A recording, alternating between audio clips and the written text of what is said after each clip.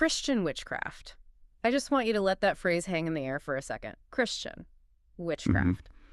For so many people, putting those two words together feels a bit like saying dry water or, I don't know, cold fire. Yeah, exactly. They just don't seem like they belong in the same sentence, let alone the same worldview.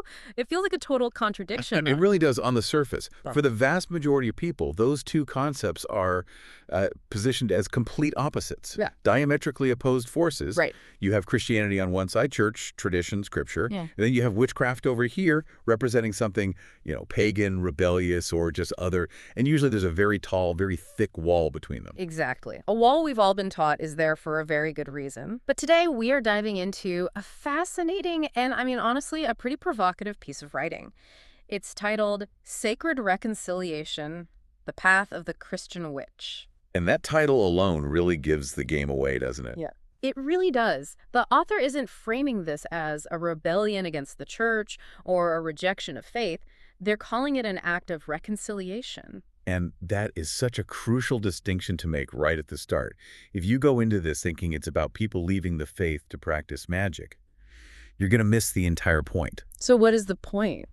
The core premise here is really interesting. It's describing a specific and growing group of people. These are people who genuinely love Jesus, who read Scripture, who value their faith, but who also feel this magnetic pull towards something more intuitive. Something more hands-on. Right. They're drawn to ritual, to what some might call magical practices, or just a more embodied way of praying. So it's for the people who feel like they're living a double life. They go to church on Sunday, but then on Tuesday, they're maybe checking their tarot cards or lighting a candle with a specific intention. And they feel like they have to chop off a part of themselves to fit into the pew. That's a perfect way to put it. So our mission for this deep dive is to really unpack this sacred reconciliation. How does the source actually define this path? Where does that deep-seated guilt come from? Because, oh boy, does the text talk about the guilt. It really does. And we're going to look at the history. Because the source argues that a lot of these so-called witchy things might actually be older and more Christian than we tend to think. That's right. We need to look at the historical and theological arguments that are presented here, because they really challenge a lot of modern assumptions about what's allowed in religion. Okay, so let's get practical before we get philosophical. I think when people hear Christian witchcraft, their minds go to, like, drawing pentagrams in the church basement or something from a horror movie. Right, some Hollywood version. Yeah, so what are we actually looking at here? It's definitely not a horror movie scenario. The source defines it as a spiritual path that blends Christian devotion. So we're explicitly centering God, Christ, or the Holy Spirit with folk magic and ritual. It's all about engagement. So it's not just sitting and thinking about God, it's doing something. Exactly. It's a move away from a purely intellectual faith and toward what the author calls embodied prayer. Embodied prayer. I really like that term. The text lists some really concrete examples of what this looks like day to day. Let's run through those so you can get a picture. One of the big ones is candle prayer. Right. And this is something you already see in a lot of high church traditions.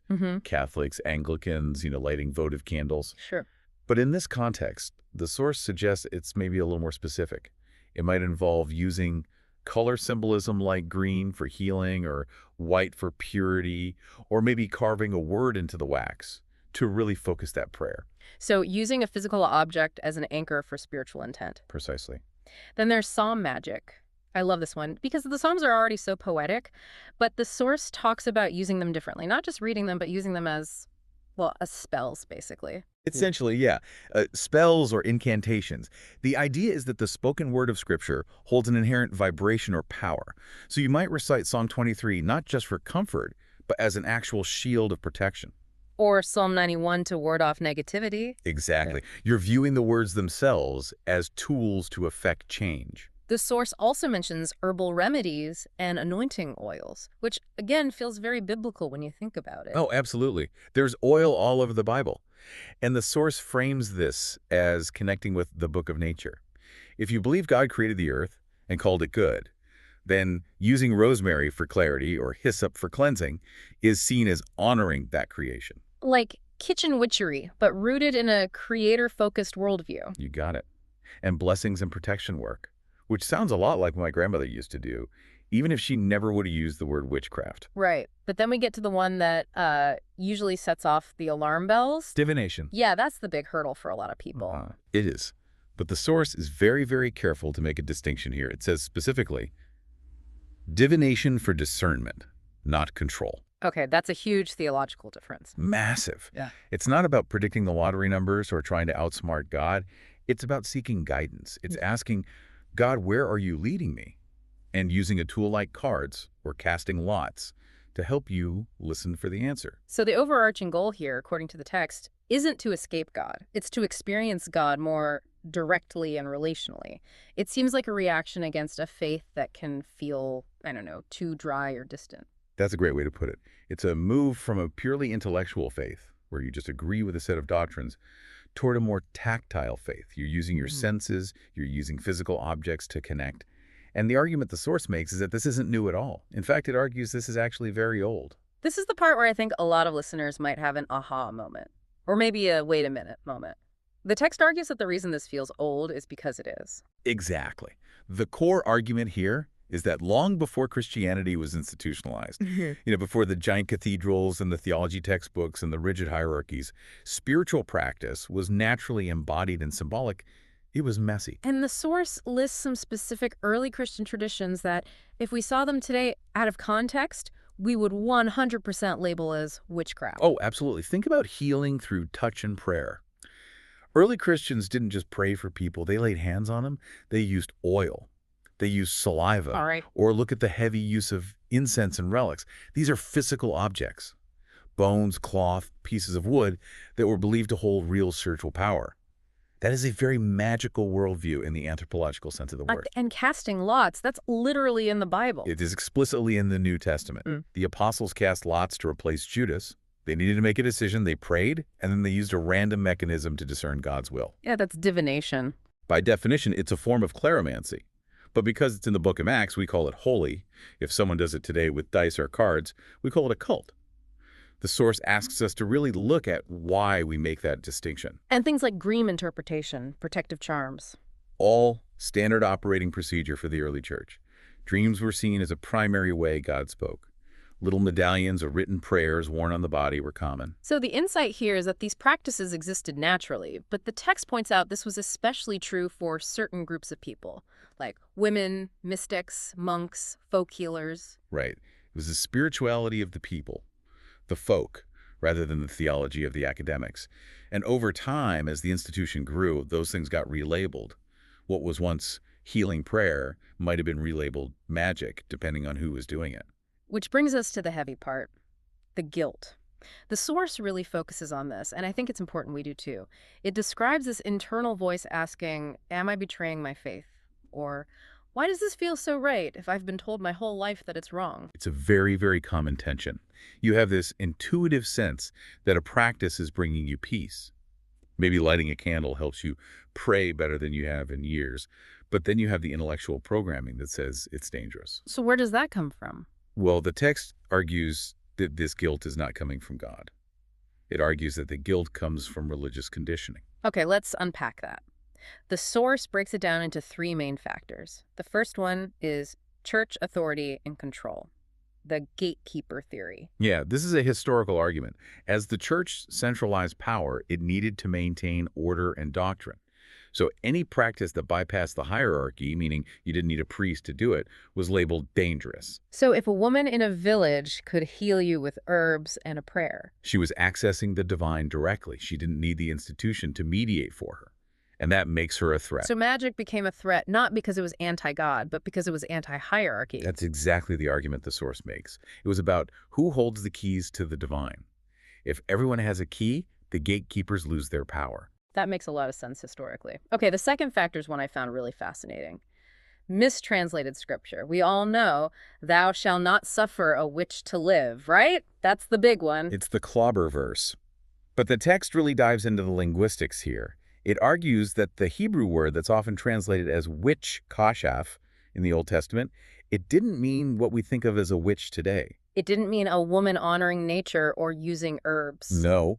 The source suggests it more accurately referred to poisoners, curse workers, or sorcerers who caused harm.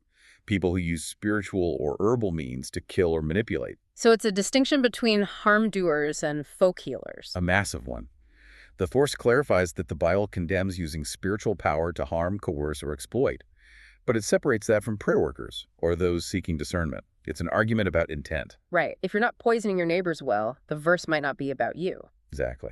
And that leads right into the third factor for the guilt, fear-based theology. Ah, yes, the fire and brimstone element. The source argues that fear of hell has been used as a control tool for centuries.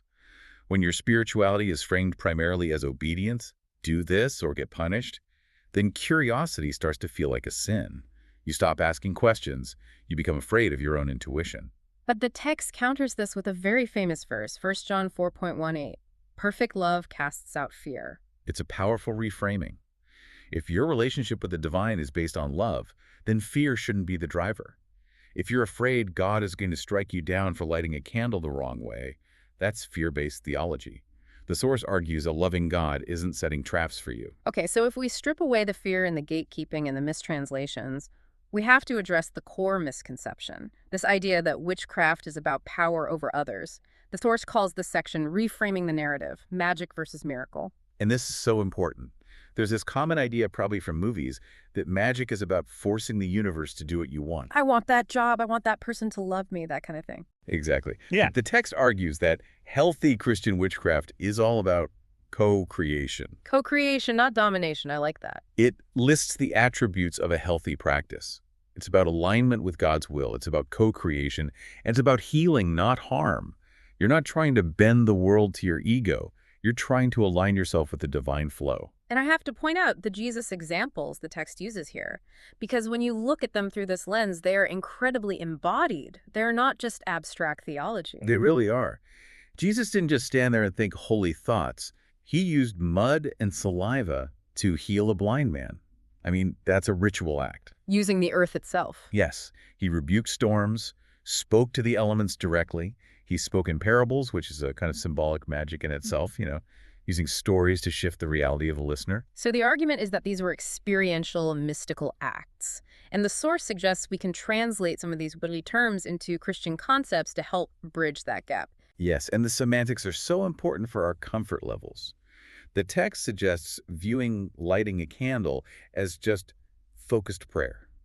Using herbs becomes honoring God's creation. Setting intentions is simply asking for divine alignment. And protection work, like visualizing a shield around you, that's just spiritual boundaries. Exactly. When you change the language, the fear often just dissolves. You realize, oh, I'm not doing something alien. I'm doing something deeply spiritual, just with different tools. Okay, so let's say there's a listener right now who is nodding along. They feel that pull. They love Jesus, but they also love their crystals.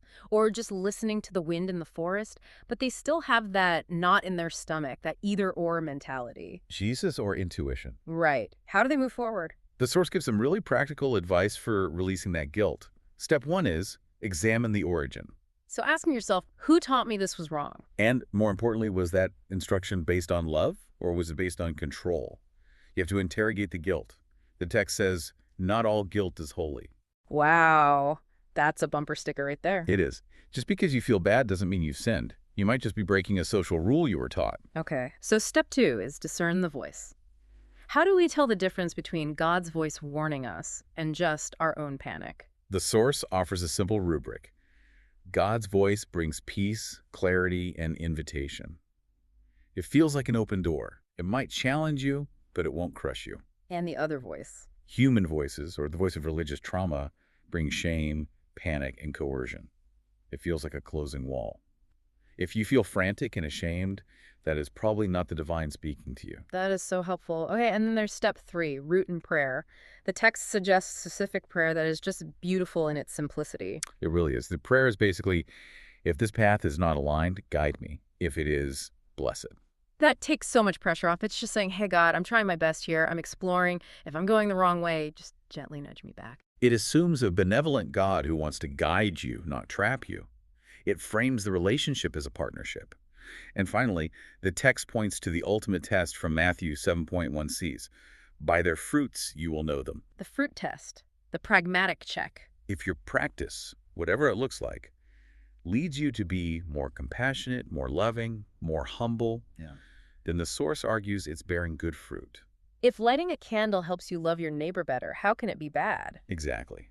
But if it makes you arrogant, controlling, or fearful, then maybe it's not the right path for you.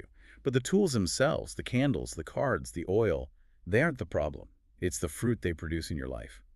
So, to recap our deep dive today, we've explored this idea of Christian witchcraft not as a contradiction, but as a reconciliation, a way to blend devotion with embodied practice. We've looked at the history, how early Christianity was full of things like relics, oils, and dreams, and we've unpacked the guilt, tracing it back to control, mistranslation, and fear. And we've reframed the narrative. It's not about power over others, it's about co-creation and healing. The source really drives home the point that the guilt is so often just an echo of old fear. It's not the voice of God. I love the final sentiment of the source material. It basically says, you are allowed to love Jesus and practice magic. It feels like a permission slip a lot of people didn't know they could sign for themselves. It really is. And it challenges all of us to broaden our understanding of the divine. Which brings us to our final thought for you, the listener. The source ends with a philosophical challenge I want to leave you with.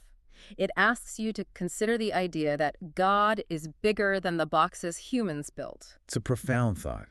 We spend so much time building these theological boxes, deciding what fits inside and what stays out. We police the borders of faith. But if the divine is truly infinite, surely it spills over the edges of any structure we create. So as you go about your day, maybe ask yourself, what parts of your own spiritual life might be limited by boxes that were built by someone else? And what would happen if you trusted that the box isn't the point, the relationship is? That's the real question. Thanks for diving deep with us today. We'll see you next time.